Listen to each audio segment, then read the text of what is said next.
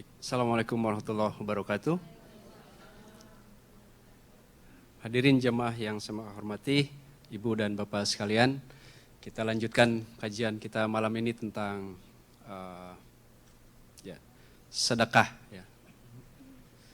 Dari syukur ke sedekah. Tadi kita sudah membahas ya beberapa hal tentang cara ya, atau etika bersedekah itu. Yang kita sampaikan tadi intinya adalah bahwa ketika kita ingin bersedekah sesuatu atau memberikan sesuatu, maka yang diberikan bukanlah sesuatu yang buruk, gitu. Tetapi justru harus yang terbaik atau yang baik. Jadi yang terbaik bagus sekali, tapi setidaknya yang baik. Yang kita juga menyukai itu. Dan kalau kita menyukai sesuatu, kita kasihkan pada orang lain, berarti insya Allah orang lain pun akan suka. Tapi kalau kita melihatnya dengan sebelah mata, bahwa itu sudah jelek, kita kasih ke orang lain, mungkin orang lain juga tidak akan suka. Bagaimana Pak dengan kebiasaan kita? Kan kita kan beli banyak barang ya, update. Tiap 2 tahun Ibu beli elektronik, update, ganti lagi, apalagi HP-nya ya.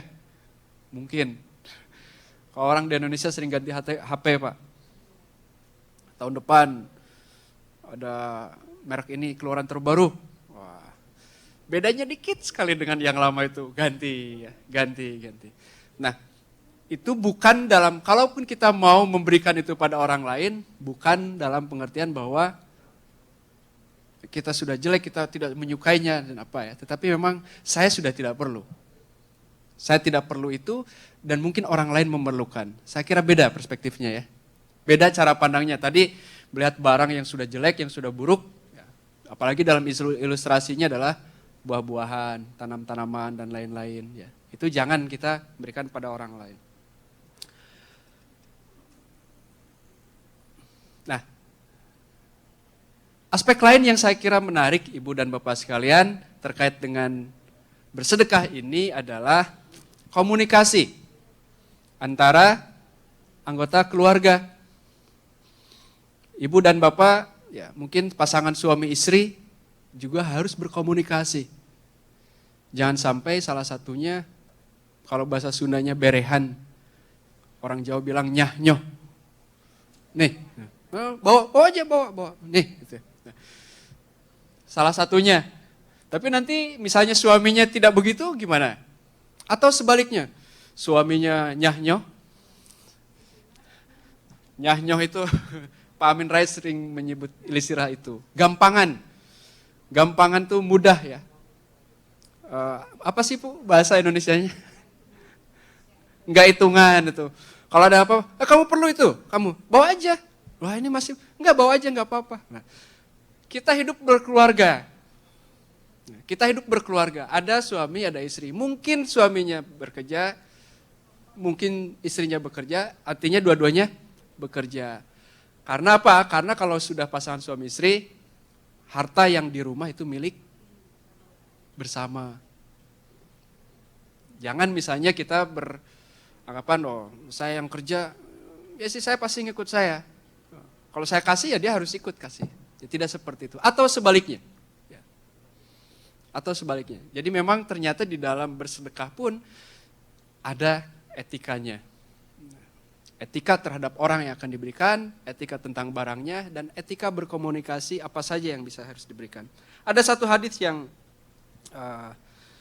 mungkin bisa kita pelajari di sini. Dari Aisyah radhiyallahu an. Aisyah adalah siapa Bu? Istri Nabi. Aisyah itu adalah istri Nabi, dan di antara istri-istri Nabi hanya Aisyah, atau Aisyah lah yang paling sering meriwayatkan hadis. Kalau di antara para sahabat yang paling banyak meriwayatkan hadis adalah Abu Hurairah. Tapi di antara orang terdekat Nabi yang paling banyak hanya Siti Aisyah, istrinya. Terutama untuk masalah-masalah ibadah, karena Siti Aisyah kan siang malam lah ya bareng Nabi. Jadi kayak misalnya sholat taraweh, kenapa 11? Hadis dari Aisyah, dia malam-malam melihat, Nabi sholat malam-malam bangun. Oh, 4. Oh, terus 4, oh, terus 3. Nah, baru dia ceritakan gitu. Jadi sholat-sholat hadis tentang tarawih misalnya itu juga banyak dari Aisyah.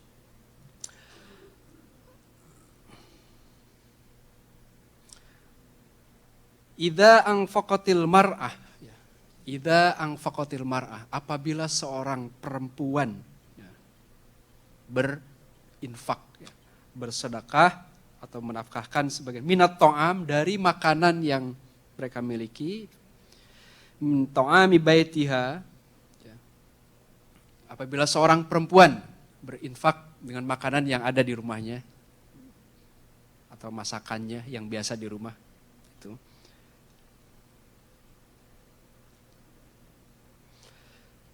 Ghairu mufsidatin, tanpa merusak. Nah, mufsidah, fasad, tanpa merusak. Kalau di sini diterjemahkan tanpa merusak anggaran katanya. Anggaran harian. Kana laha ajruha, maka baginya adalah ajrun, pahala. Gitu. Pahalanya dari apa? Dari apa yang sudah dia nafkahkan. Nah, kana laha ajruha bima anfaqat. Baginya adalah pahala dari apa yang sudah dia nafkahkan. Wali zaujiha, dan bagi suaminya ajruhu, juga pahala bimaktasaba, karena ia yang bekerja. Walil khazini mithlu dzalik, dan begitu pula bagi yang menyimpannya. Apa artinya? Jadi kalau dulu suami yang bekerja, mungkin sampai sekarang karena suami kepala keluarga, kemudian mendapatkan penghasilan. Nah, kalau istrinya itu juga sering berinfak, tetapi tidak merusak anggaran. Nah, ya. Tidak merusak anggaran harian. Ya, artinya tidak besar pasak daripada tiang. Ya, misalnya karena terlalu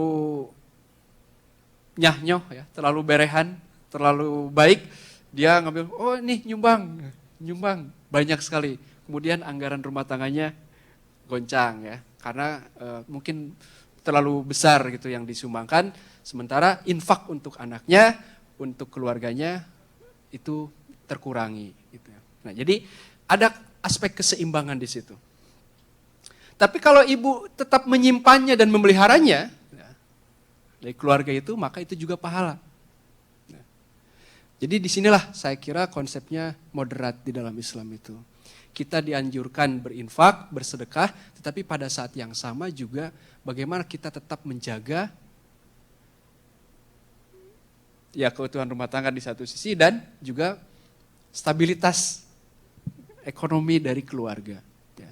Jadi berinfak itu bukan berarti kita atau bersedekah bukan berarti kita menjadikan keluarga kita hidup menjadi sulit. Ya. Meskipun di dalam Al-Quran disebutkan bahwa kalau seorang bersedekah itu tidak akan mengurangi harta. Tapi maksudnya adalah tetap kita harus menjaga itu.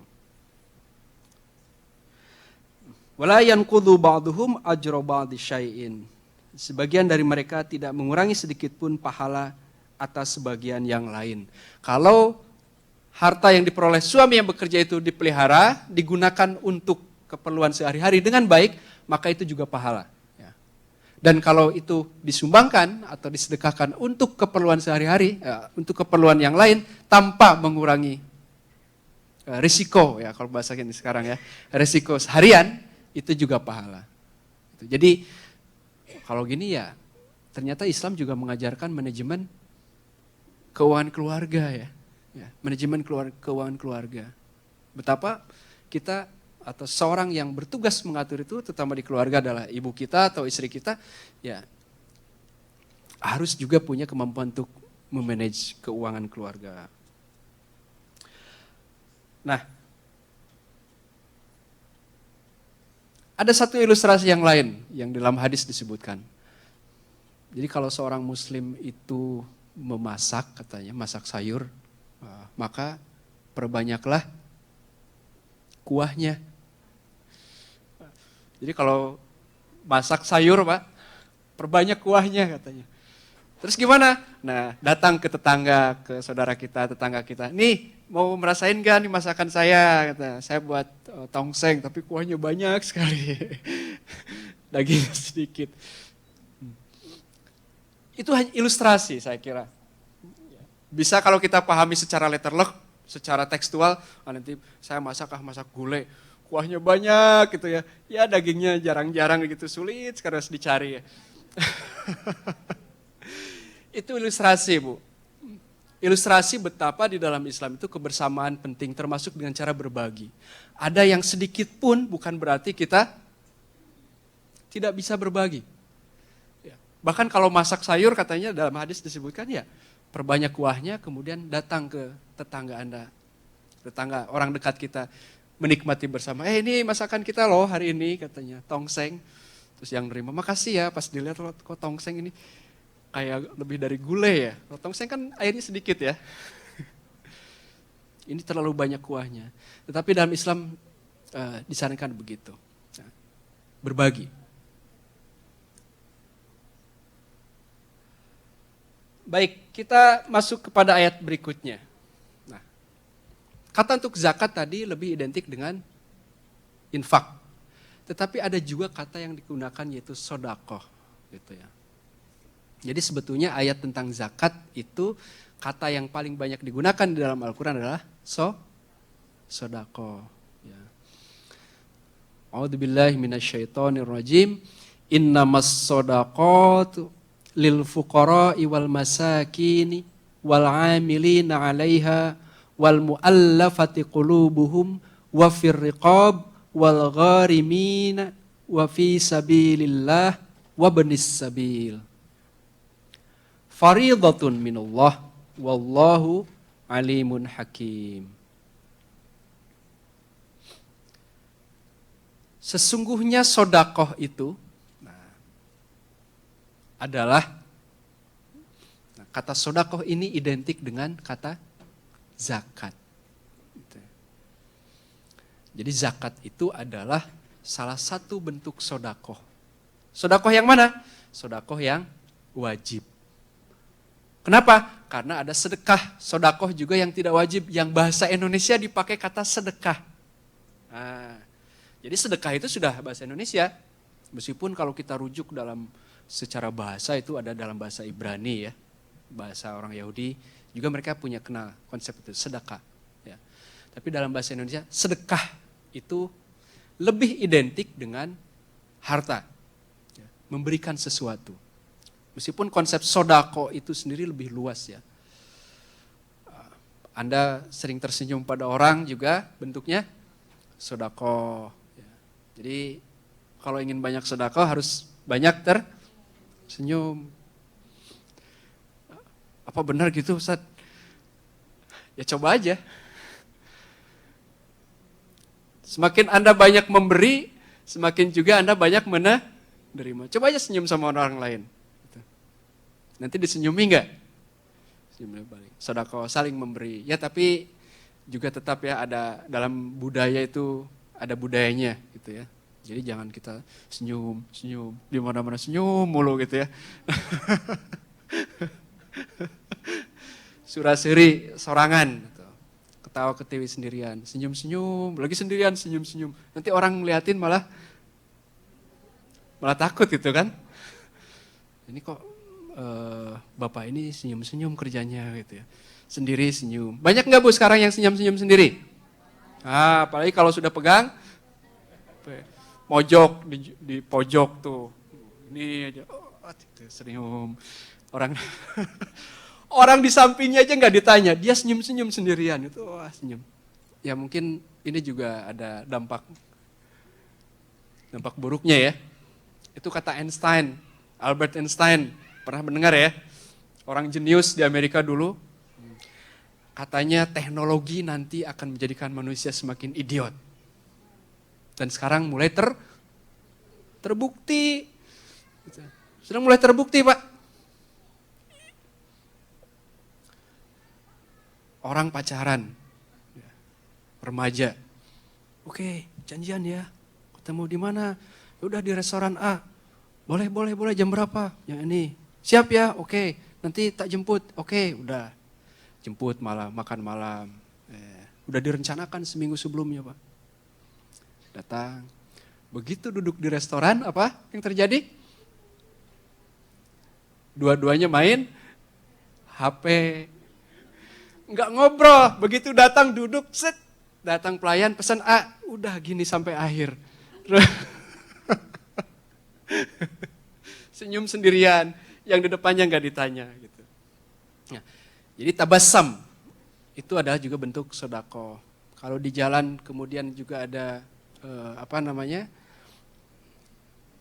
duri, ada paku-paku atau hal yang membahayakan orang lain, kemudian kita pinggirkan, itu juga bentuknya sedekah. Dan banyak sekali hadis yang bercerita tentang sedekah ternyata bukan giving as it is, tetapi juga doing good. Benevolent action. Perilaku yang bajik gitu ya. Jadi tidak hanya konteksnya adalah giving ya. Karena apa? Karena dalam sedekah juga harus dipahami tidak semua orang bisa bersedekah itu dengan uang, dengan harta. Mungkin kita bisa bersedekah dengan harta, mungkin banyak, mungkin sedang, mungkin sedikit. Tetapi juga kita bisa bersedekah dengan tenaga, ya, dengan kemampuan, ya, dengan ilmu, gitu ya. Saya ini mengirim sekarang sekitar 2.500 mahasiswa saya ke desa-desa. Ke desa-desa untuk melakukan apa yang mungkin Ibu dan Bapak pernah tahu tentang KKN. Bukan korupsi, kolusi, dan nepotisme. Karena itu sekarang lebih terkenal kata KKN ya. Tetapi kuliah kerja nyata di lapangan, ke desa ya. Dampingi masjid, buat acara-acara untuk anak-anak TK ya, TPA Al-Quran, ngajar, buat lomba-lomba, bersihin ini, membuat itu gitu ya. Membantu berdiskusi dengan masyarakat desa, bekerja bersama-sama dan lain-lain. 2 bulan, Pak. 2 bulan. Mungkin itu tugas kuliah, tetapi saya juga selalu meyakinkan kepada mahasiswa saya bahwa itu bukan formalitas kuliah. Itu bagian dari kita bersedekah. Karena kalau nggak prinsipnya begitu, ya mungkin akan banyak sekali mahasiswa saya juga yang bermalas-malasan. Kucing-kucingan dengan dosen pembimbingnya. Dosennya datang nggak? Kalau datang dia datang di lokasi, wah giat. Kalau enggak, tapi kalau dibangun cara pandang yang baru bahwa ini adalah bagian kita bersedekah, ya mungkin juga mereka lebih manajemennya lebih bagus gitu ya. Nah, jadi kalau ibu dan bapak bersedekah itu bisa dengan harta, tetapi bisa juga dengan tenaga, ya bisa juga dengan tenaga, dengan pikiran, ide, karena memang orang macam-macam. Ada orang itu kalau ketemu, kalau rapat, usul. Saya usul ini. Wah, banyak sekali usulnya itu. Sampai yang lain bingung, Bu. Ya memang orangnya juga pinter ngomong ya. Punya banyak ide ya. Nah, ya itu juga bagus ya. Tetapi juga ada orang yang ya kalau rapat macam-macam dia gak banyak ngomong. Begitu diputuskan, tugas saya apa, Pak? Saya jalan. Saya pergi ke sana. Oke, biar saya. Semuanya itu. Jadi memang ada bagian-bagiannya. Nah, jangan juga menganggap bahwa itu adalah hal biasa saja, tetapi dalam perspektif Islam itu juga bagian dari sedekah itu, ya. Doing good. Nah, tapi dalam konteks ayat ini yang disebut sedekah ini adalah zakat. Ya, yang ini. Innamas shadaqatu, bahwa sesungguhnya zakat itu. Nah, jadi nerjemahannya sudah begitu. Lil fuqara'i, bagi para kaum fakir. Nah, wal masakin, dan orang-orang miskin. Wal amilina 'alaiha, dan orang-orang yang mengurusi zakat itu, amil, amil zakat ya disebutnya. Bukan ambil zakat. Amilin, orang-orang yang mengurus. Jadi orang yang mengurus zakat pun ada jatahnya. Jadi nah ini juga harus dipahami. Jangan sampai, oh itu amilnya juga ada dapat ini, dapat itu misalnya. Ya memang ada. Nah, nanti kan ada timnya yang membicarakan itu. Wal mu'allafati qulubuhum. Dan orang yang disebut kaum mu'allaf. Ya. Mu'allaf itu adalah orang yang hatinya itu cenderung pada Islam. Ya. Wa fir riqab, kalau dalam terjemahan ini apa? Captives. Kalau dulu riqab apa namanya? Tawanan ya. Kalau captives itu tawanan perang ya. Or slaves atau budak.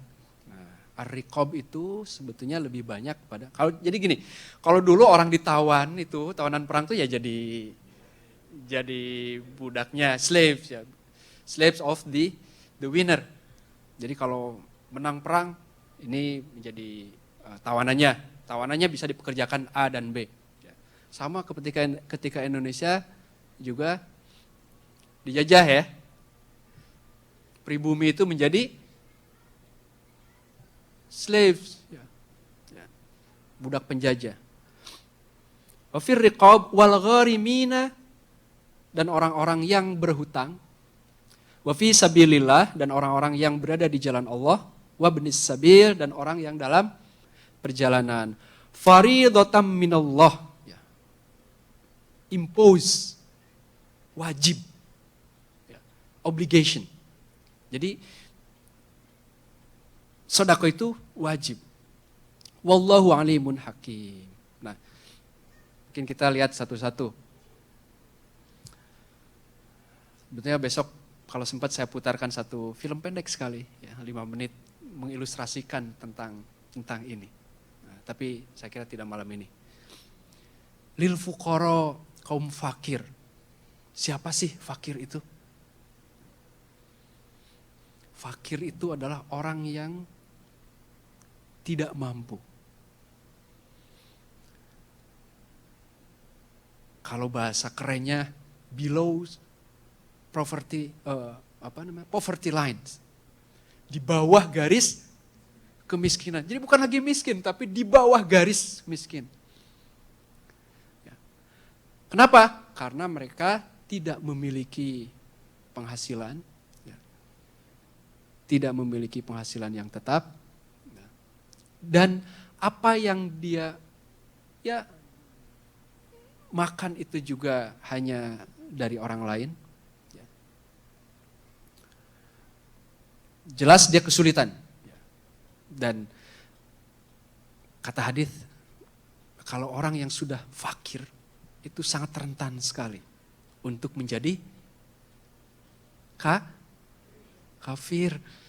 Dekat katakannya Pak. Fakir dan kafir. Kadzal fakru ayyakuna kufron. Kefakiran itu dekat sekali kepada kekufuran. Tertutup. Kufur itu tertutup. Blank. Frustasi. Namanya orang frustasi. Baik itu terdidik dan apalagi tidak terdidik itu bisa nekat. Apalagi dia tertekan secara ekonomi, tidak punya akses, orang lain juga tidak memperhatikan dia, apa yang terjadi? Ya, fahisyah, ya, kejahatan, ya, tumbuh di mana-mana. Pencopetan, penodongan. Ya, mungkin juga ada memang yang organize karena jahat dari sononya, tetapi juga ada orang yang terpaksa. Mungkin kategori fakir itu ya pemulung kalau di Indonesia ya, homeless.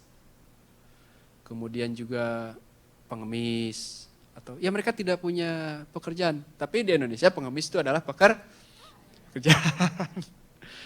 Ibu kapan banyak yang belum pulang, lama nggak pulang ya? Katanya tadi ada yang 25 tahun nggak pulang, saya nggak bayangin dia nyampe ke Indonesia kayak gimana. Pak siapa tadi? Begitu nyampe Jakarta, bingung dia. Waduh, kok Indonesia seperti ini ya? 25 tahun lalu saya pergi dari Jakarta nggak seperti ini.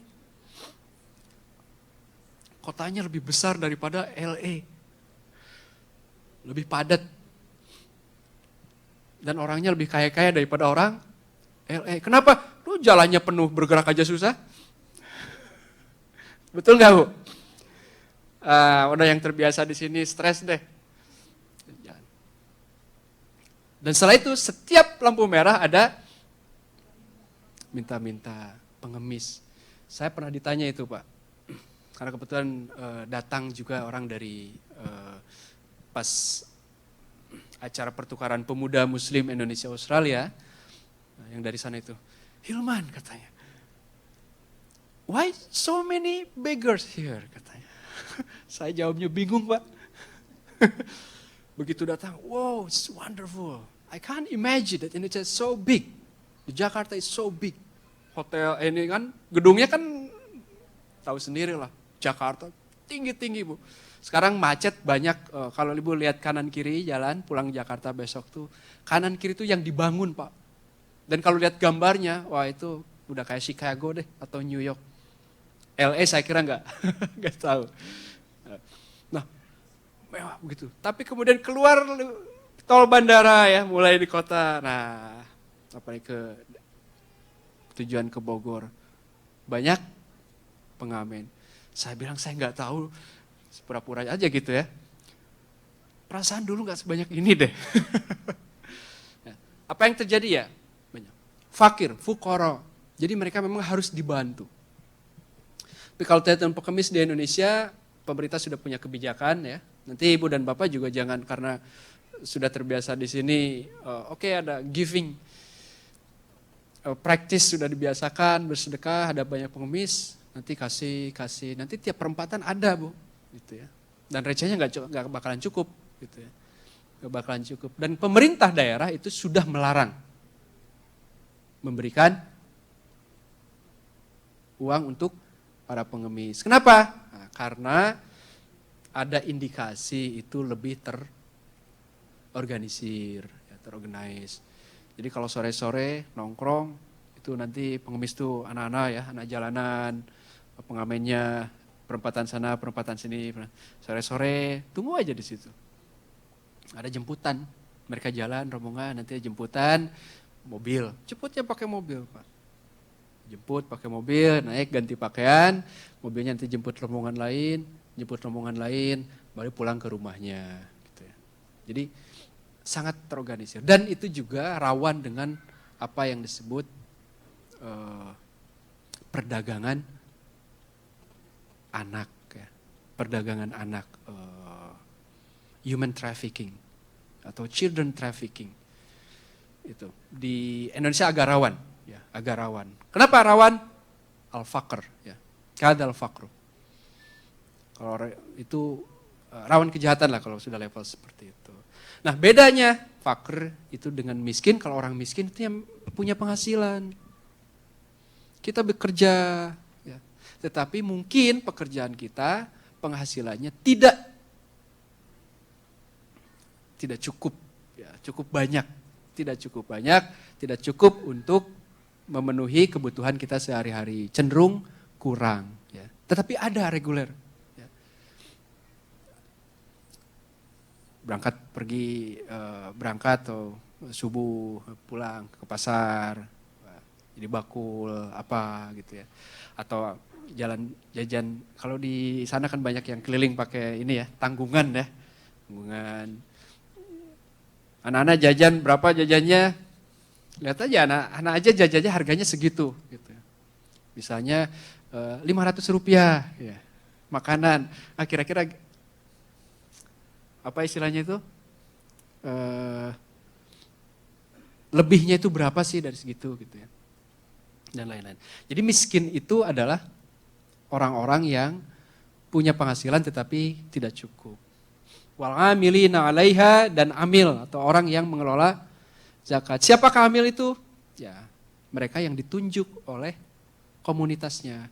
Memang kalau dulu yang namanya amil itu adalah negara. Jadi amil itu negara, ditunjuk negara. Ya, tapi negaranya bukan negara seperti sekarang gitu ya, masih sederhana. Ditunjuk, kamu jadi amil ya. Nah, tapi kalau sekarang biasanya amilnya lebih fleksibel, berkembang menjadi orang-orang yang mengelola zakat yang ditunjuk oleh komunitasnya, ya di masjid, ya, di daerah-daerah, ya, dalam masyarakat khusus ya. Jadi orang amil itu pun ada jatahnya. Untuk apa digunakan? Ya terserah amilnya.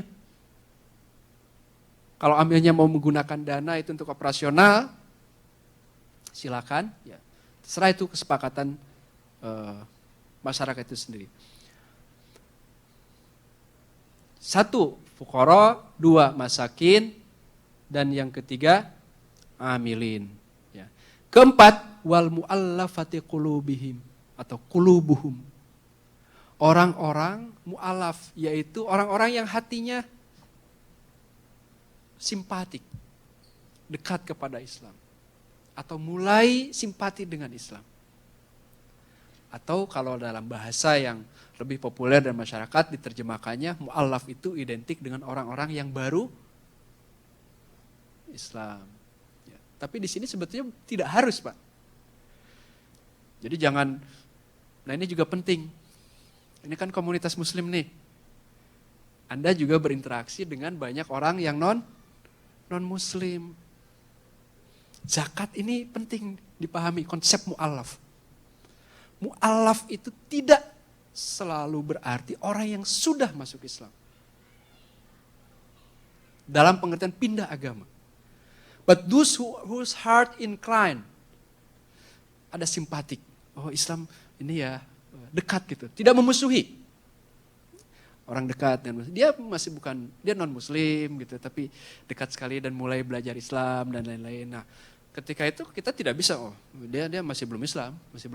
Enggak. Misalnya secara ekonominya juga ini ya, tidak kurang cukup, kemudian dia belajar Islam, tapi kemudian belum declare asyhadu alla ilaha illallah wa asyhadu anna muhammadar rasulullah. Jangan dulu kasih, dia belum Islam. Tidak, saya kira tidak begitu. Ini tentang zakat. Ya. Ini konsepnya mu'alaf. Mu'alaf itu lebih luas. Ya, orang-orang yang mungkin nanti akan menjadi bersama-sama kita. Gitu. Nah, jadi seperti itu. Saya kira di barat sini Anda hidup mungkin juga akan banyak bersentuhan dengan mu'alaf dan non-muslim gitu ya. Ya non-muslim juga beda-beda kan. Ada yang simpatik gitu ya, ada yang baik dengan kita, ada yang mengerti Islam itu bagaimana gitu ya. Mau memahami kita agamanya. Nah itu konsepnya seperti itu. Wafir riqab dan riqab, captives. Tawanan perang atau slaves.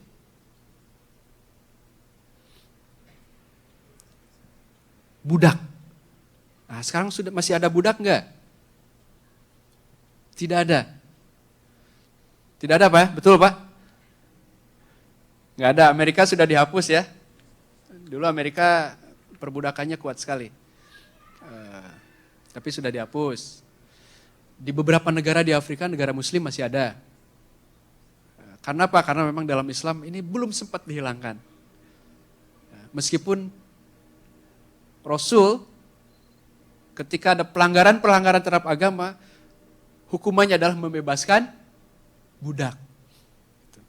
Membebaskan budak. Karena itu kalau ibu dan bapak nonton film Ottoman Empire, ya, banyak budak gitu ya di situ.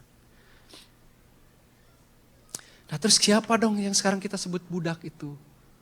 Ya, karena ini memang ada, harus dapat mereka itu.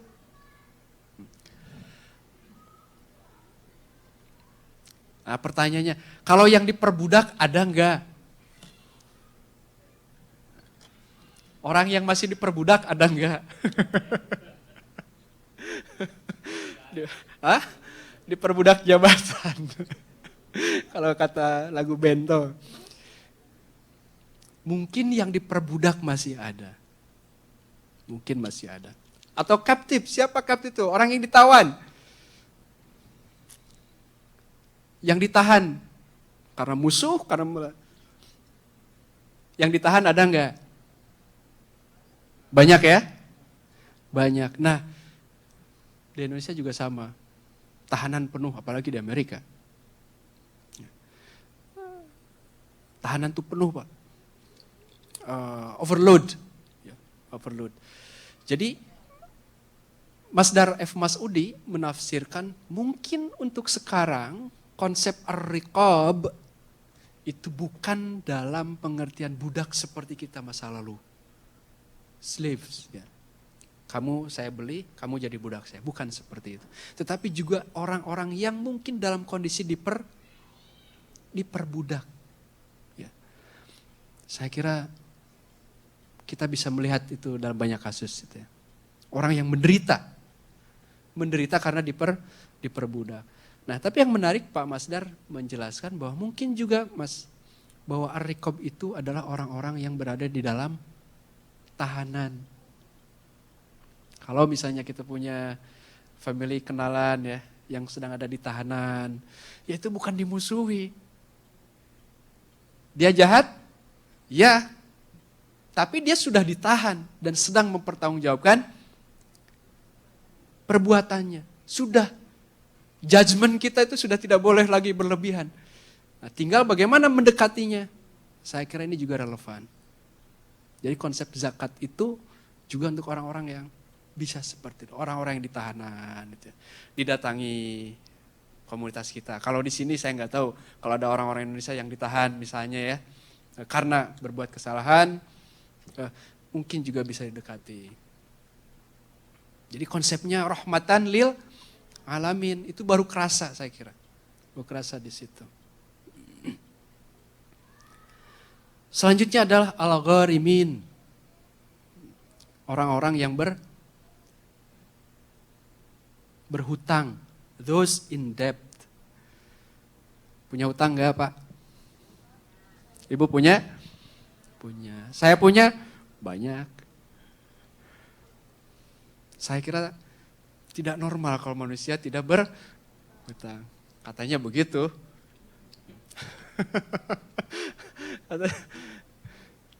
Harus Pak berhutang itu. Enggak boleh enggak. Untuk menunjukkan bahwa kita manusia yang normal. Gitu. Berhutang. Nah, berarti gimana dong ini? Kita kebagian semua dong katanya. Dari zakat nih. Saya utang tuh di bank ini sekian, di bank ini sekian. Ya. Belum sama orang tua juga masih ada yang lunas. Dulu banget belum kebayar gitu ya. Saya orang berhutang, apakah saya dapat juga dengan zakat dan masuk dalam kategori gharimin?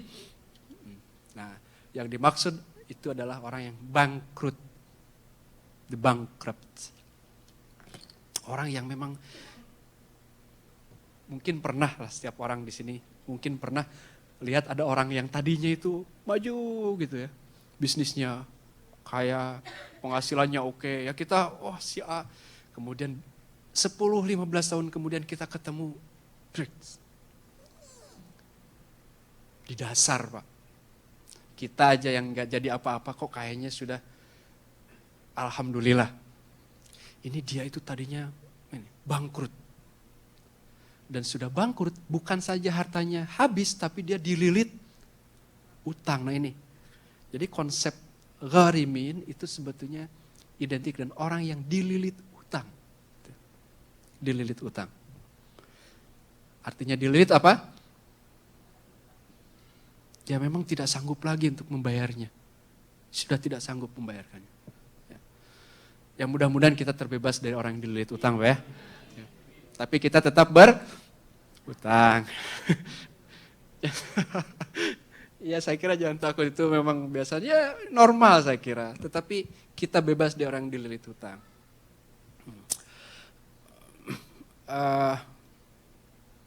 Wa fi sabilillah, dan orang yang membelanjakan hartanya atau orang yang berjuang di jalan Allah. Wa benis sabil, di jalan Allah itu luas sekali ya. Ada orang yang juga menerjemahkannya untuk kepentingan Islam, dakwah Islam, ya, dan lain-lain. Pendidikan juga, ya. Terutama kalau di Indonesia prakteknya adalah untuk guru-guru honorer. Ibu nggak akan percaya.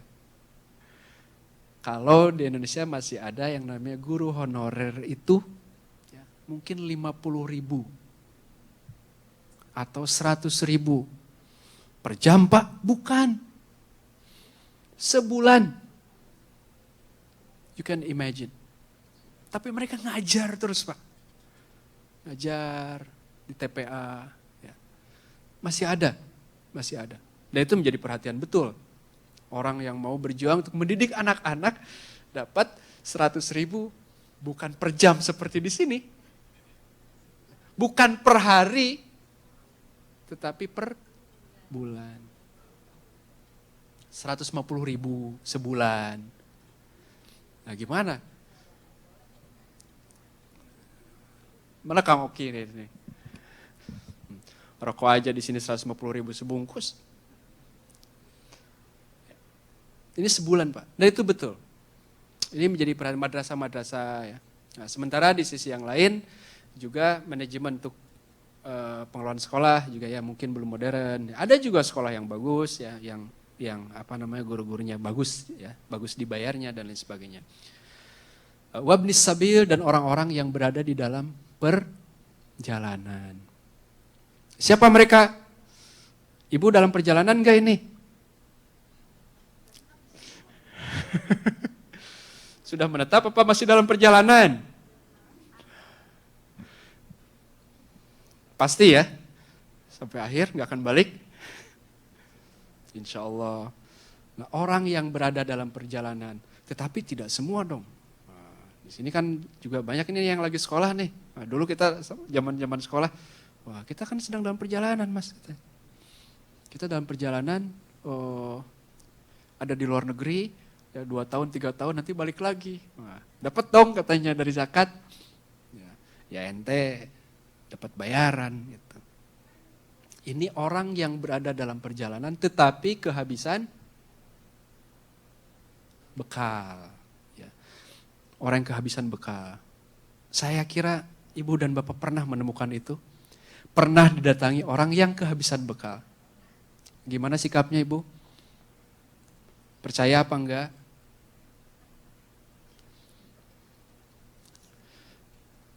Mungkin pernah ya. Mungkin ada yang benar, tapi juga ada kita ragu. Ya. Tapi intinya adalah banyak sebetulnya dalam masyarakat itu orang-orang yang dalam perjalanan tetapi kehabisan bekal. Konteksnya dalam konteks sekarang seperti apa? Ya mungkin juga, misalnya begini, banyak orang Indonesia itu bekerja di luar negeri Bu. Ya. Di Hong Kong juga banyak yang bekerja. Di Taiwan, nah, kemarin juga saya bareng ke sini, banyak rombongan di Saudi, ya, di mana-mana. Ada yang memang bisa bekerja dengan baik, Pak. Ya. Dapat salary yang bagus, yang wajar. Ya. Ada yang dapat dengan bosnya yang baik hati, keluarga yang baik, tetapi tidak sedikit juga yang susah, ya, tidak beruntung, Pak. Tidak beruntung. Saya berpikir mereka itu salah satunya bisa masuk ke dalam kategori ini. Ya. Kebetulan saya juga peneliti, ya, saya ke Hong Kong 2 kali. Riset tentang migrant workers. Ya. Tapi sebetulnya saya risetnya tentang lembaga zakat yang ada di sana. Ada satu lembaga zakat ya di sana, Dompet Duafa. Itu buka ini di sana dan banyak sekali pekerja kita yang memang sudah bagus ya. Salarinya sudah stabil gitu ya. Dapat bosnya juga baik gitu ya. Tidak ada masalah. Dia memberikan zakat kepada Dompet Duafa. Dihitung berapa? Oh ini ya. Tetapi di kompleks yang lain juga saya menemukan memang banyak sekali atau banyak lah orang-orang juga yang memang kurang beruntung, ya, ditipu oleh agennya Bu, agennya telantarkan. Karena juga di dalam ini ada permainan saya kira. Ya mungkin Ibu dan Bapak sudah tahu lah.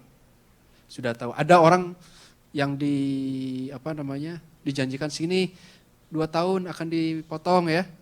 Dipotong. Kemudian sebelum 2 tahun dia dipecat. Jadi kan ini gajinya dipotong selama 2 tahun oleh agent. Kemudian sebelum 2 tahun dia dipecat oleh bosnya, mungkin juga kerjasama dengan agentnya. Kemudian, dan seperti apa? Dia lepas dari kerja itu, kembali ke agent, dan harus dicarikan yang baru, dan kalau menemukan yang baru, maka 2 tahun dia akan dipotong juga gajinya. Untuk agent itu. Dan sebelum 2 tahun, dipecat lagi. Jadi betapa ini yang musuh Islam tuh yang di situ sebetulnya. Sistem seperti itu Pak, yang menjadi musuh Islam itu. Nah, dan banyak orang. Nah saya kira bentuk-bentuk ya, bantuan untuk orang-orang yang memang dalam kesulitan seperti itu juga bisa diambil dari dana zakat gitu ya. Nah saya kira